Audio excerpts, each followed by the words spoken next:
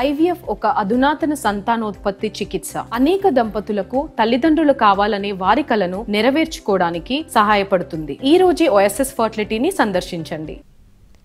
గత ప్రభుత్వం గాంధీజీ గ్రామ స్వరాజ్యాన్ని పాటించలేదన్నారు డిప్యూటీ సీఎం పవన్ కళ్యాణ్. కేంద్రం ఇచ్చిన నిధులను పంచాయతీలకు అందించలేదని మండిపడ్డారు. అయితే కూటమి ప్రభుత్వం పంచాయతీ నిధులు పంచాయతీలకే చెందేలా చర్యలు తీసుకుంటుందని, అందుకు తగిన విధంగా త్వరలో రోడ్ మ్యాప్ ఏర్పాటు చేస్తామని చెప్పారు డిప్యూటీ సీఎం. ఈ రోజు నలుగుతా ఉన్నాం. కాకపోతే గత ప్రభుత్వం చేసిన తప్పులు ఎలా ఉన్నాయంటే అధ్యక్ష మొత్తం వదిలేశారు అధ్యక్ష. గాంధీ గారి ఫోటో వరకు దాన్ని పెట్టారు కానీ, అలంకారప్రాయంగా పెట్టారు కానీ నిజంగా ఆయన స్ఫూర్తిని గత ప్రభుత్వం తీసుకెళ్లేదు, ఈ ప్రభుత్వం తీసుకెళ్తాం అధ్యక్ష. అంటే కేంద్రానికి సంబంధించిన పబ్లిక్ ఫైనాన్స్ మేనేజ్మెంట్ సిస్టమ్ కి అనుసంధానం చేయమని అడిగారు. మొదటి 2 సంవత్సరాలు వీళ్ళు సరిగ్గా చేయకపోవడం వల్ల మేము నమ్మలేం, మిమ్మల్ని డైరెక్ట్ గా పంచాయతీ ఖాతాల్లోకి వెళ్ళాలి, అందుకని మీరు పిఎఫ్ఎంఎస్ కి మీరు అనుసంధానం చేయండి. అది చేయకపోవడం వల్ల కూడా అదొక మేజర్ డిలేస్ అధ్యక్ష.